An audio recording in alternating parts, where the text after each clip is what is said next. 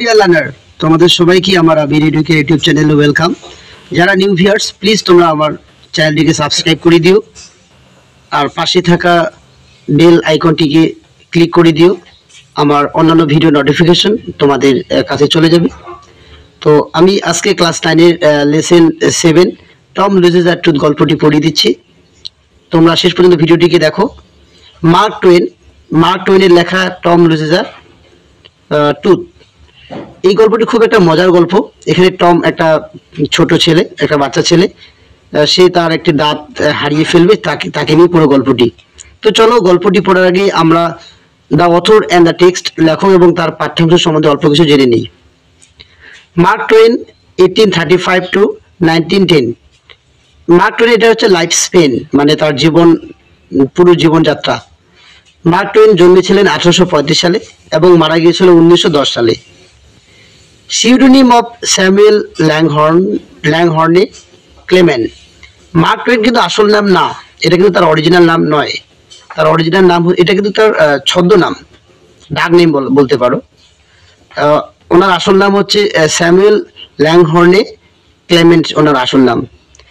Was an American author and humorist. তিনি ছিলেন এবং আমেরিকার লেখক। আমাদের দেশের নাম যেমন ভারতবর্ষ, তেমনি আমেরিকা নামে একটি দেশ আছে। তিনি সেই আমেরিকার একজন লেখক এবং একজন কমেডিয়ান। হিউমারিস্ট মানে যিনি মজার মানে হাসার বিষয় তিনি করতে, যেমন কপিল শর্মা শো আমাদের আছে, তেমনি এরকমই তিনি খুব মজার বিষয় বা হাস্যকর বিষয় নিয়ে লেখালেখি করতেন। He wrote the adventures of Tom Sawyer and its sequel, The Adventures of Huckleberry Finn. তিনি লিখেছেন মজার গল্প অ্যাডভেঞ্চার্স অফ টম সয়ার, এমনকি তারই একটা sequel, the adventures of Huckleberry Finn. He help to create and popularize a distinctive line of American literatures based on American themes and language. তিনি আমেরিকার বিষয়বস্তু এবং আমেরিকার ভাষা নিয়ে খুব পরিচিত ছিলেন এবং তিনি আমেরিকার যে সাহিত্য বা কালচারকে একটা স্বতন্ত্র রূপ দিয়েছিলেন। চলো আমরা এই টেক্সটের সম্বন্ধে একটু এখন জেনে নেই। This text is an extract from Mark Twain's novel the adventures of Tom Sawyer. The adventures of Tom Sawyer নামে একটি মার্ক টোয়েনের যে একটা নোভেল, সেই নোভেল থেকে এই গল্পটিকে, সেই নোভেলের অল্পটুকু অংশ এই গল্পতে নেওয়া হয়েছে। The story is about the childhood of prank of a young boy who is looking for ways to avoid going to school but is caught in his own trap. এই গল্পটি শৈশবের, মানে আমরা যখন ক্লাস 9 পড়তাম আমরা এরকম করছিলাম। আমরা সবসময় বাড়িতে বলতাম আজকে স্কুলে যাব না। তো এখানে টম একটি ছোট ছেলে, সে স্কুলে যেতে চায় না, এমনকি স্কুলে না যাওয়ার জন্য অনেক রকম অজুহাত বের করে, অনেক রকম ফন্দি বা প্র্যাঙ্ক, যেটাকে এখন আমরা বলি প্র্যাঙ্ক, তৈরি করে। কিন্তু সে তার নিজের প্র্যাঙ্কে বা নিজের জালে সে নিজে ধরা পড়ে। গল্পটি খুব একটা মজার গল্প, আমি এখন পড়িয়ে দেবো, তোমরা শেষ পর্যন্ত ভিডিওটিকে দেখো। Tom always found Monday mornings to be miserable. Tom, সেই ছোট ছেলেটি, সে সবসময় যেন সোমবারের সকাল হলেই তার দুঃখ লাগে বা তার বেদনাদায়ক মনে হয়। শুধু টম না, আমাদের সবারই সোমবারটা ভালো লাগে না। আমরা যে চাকরি করি, এই যে চাকরি করলেও কিন্তু সোমবার আসলেই আমাদের যেতে হয়, অফিসে হোক স্কুলে হোক, বা ভালো লাগে না, কারণ সোমবার মঙ্গলবার এইরকম একটা থাকবেই, পুরো সপ্তাহ যেতে হয়, এই জন্য সোমবারটা ভালো লাগে না। ঠিক একইভাবে যারা তোমরা পড়াশোনা করছো, এখন ক্লাস 9 পড়ছো, এই যে সোমবার মানে কি, সোমবার স্কুলে যাও, মঙ্গলবার যাও, তারপর একদম রোববার আসতে অনেক সময় লাগে। এই জন্য সোমবার আসলেই বা সোমবার সকাল হলেই টমের খুব দুঃখ লাগে বা খুব তার, এখানে মিজারেবল মানে দুঃখজনক। Tom always found Monday mornings to be miserable. সবসময় তার সোমবারের সকালটাকে একটা দুঃখজনক সকাল বলে মনে হয়। Monday begin another weeks slow suffering in school. আর টমের মনে হয় যে সোমবার আসলেই যেন সপ্তাহটা একদম থেমে যায়, যেন দ্রুত যায় না, স্লো চলে। টম লে থিঙ্কিং। টম শুয়ে আছে, বেডের উপর, বিছানার উপর শুয়ে আছে, শুয়ে এরকম ভাবছিল। Presently he wish that he was sick.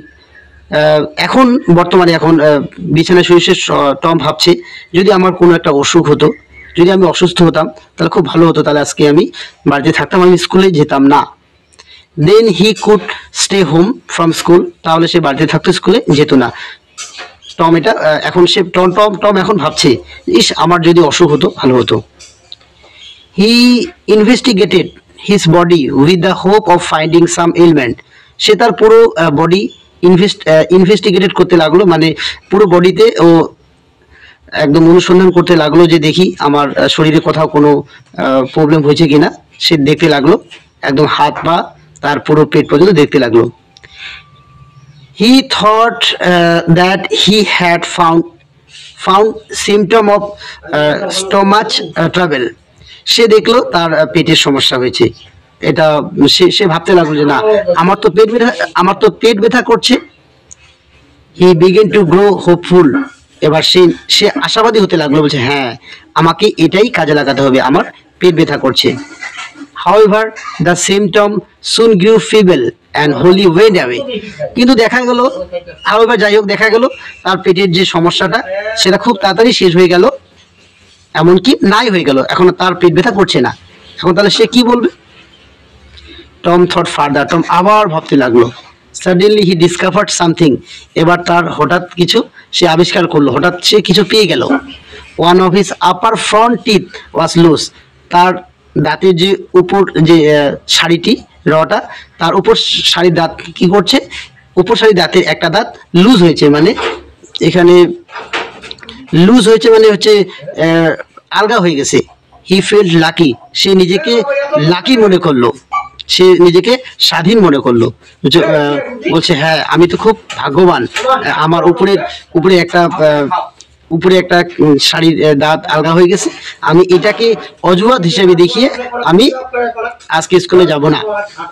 He was about to groan when it occurred to him that if Aunt Polly was to know, she would surely pull it out, and that would hurt.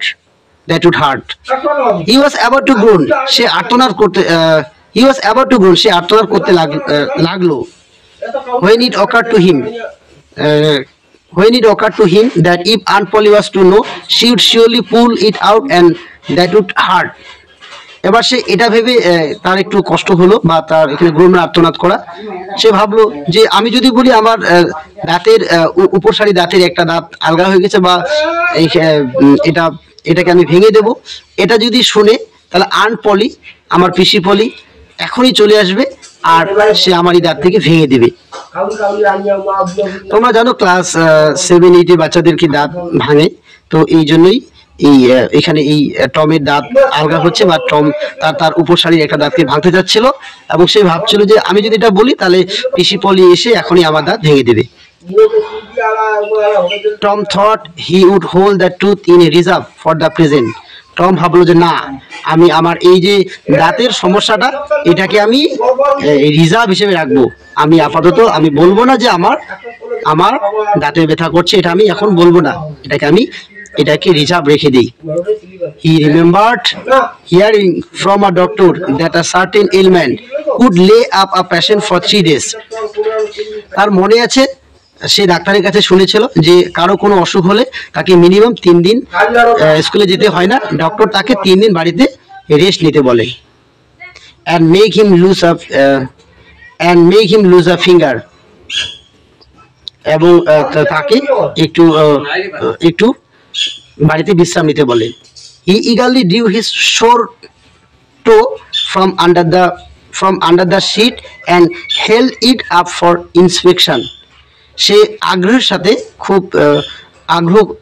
সাথে interest সহকারে সে কি করলো, bedsheet থেকে আমাদের চাদর, ঘুমানোর সময় যে চাদর আমরা নেই, সেই চাদর থেকে তার পাটিকে বের করলো, তার পায়ের আঙুলটিকে বের করলো, আর সে খুঁজতে লাগলো কোথায় তার পায়ের আঙুলটি ব্যথা করছে কোথায়। এই যে দেখো ছবিতে দেওয়া আছে, এই যে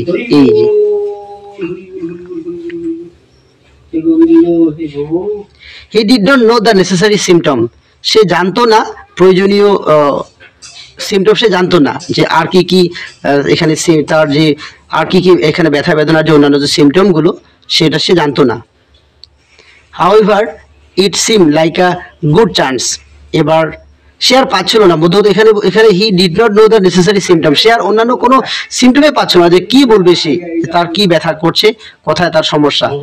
however it seem like a good chance, তাই সে ভাবলো যে না এটাই একটা ভালো সুযোগ, আমি মাকে বলবো যে আমার এই যে পায়ের এই যে টো বা এই যে আঙ্গুলটি ব্যথা করছে, এটা বলি আমি এটা বলবো আর এটা বলি আমি বাড়িতে থাকবো, স্কুলে যাব না। টম ফেল টু গ্রোনিং, এবার টম আরো আর্তনাদ করতে লাগলো, কান্না করতে লাগলো। But his father Sid slept on, কিন্তু তার ভাই সিট সে ঘুমোতেই লাগলো। টম গ্রোন্ড লাউডার, টম জোরে জোরে ফুপিয়ে ফুপিয়ে কান্না করতে লাগলো। He fancies that he begin to feel pain in the toe, এখানে যেহেতু অরিজিনাল ব্যথা নয়, যেহেতু এটা টমের একটা চালাকি, তাই সে কল্পনা করতে লাগলো যে সত্যি তার কিন্তু পায়ের আঙ্গুলটি ব্যথা করছে এবং পায়ের আঙ্গুলের ব্যথায় সে থাকতে পারছে না। No response came from Sid, কিন্তু সিটের কাছ থেকে কোনো প্রকার সে রেসপন্স পেল না, কোনো উত্তর পেল না। Tom then started a succession of groan, Tom তারপর আবার আর্তনাদ করতে লাগলো, এক নাগারে কান্না করতে লাগলো। হাউএভার সিট স্নোড অন, যাই হোক সিট কিন্তু নাক ডেকে ঘুমোচ্ছে। টম বিকেম এক্সাইটেড, টম উত্তেজিত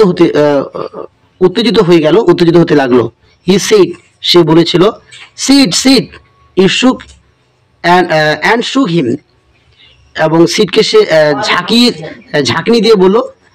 ঝাঁকিয়ে বললো সিট ওটো। দিস কোর্স ওয়ার্ক ওয়েল, হ্যাঁ এবার এটা কাজে লাগলো, সিট এবার ঘুম থেকে উঠলো। তো ডিয়ার লার্নার, আজকে এই পর্যন্তই। এই বাকি গল্পটি আমি পরের ভিডিওতে বা নেক্সট ভিডিওতে দেব। তো তোমরা পাশে থাকো, চ্যানেলটিকে সাবস্ক্রাইব করে দিও প্লিজ, সাথে থেকো। Tata bye bye.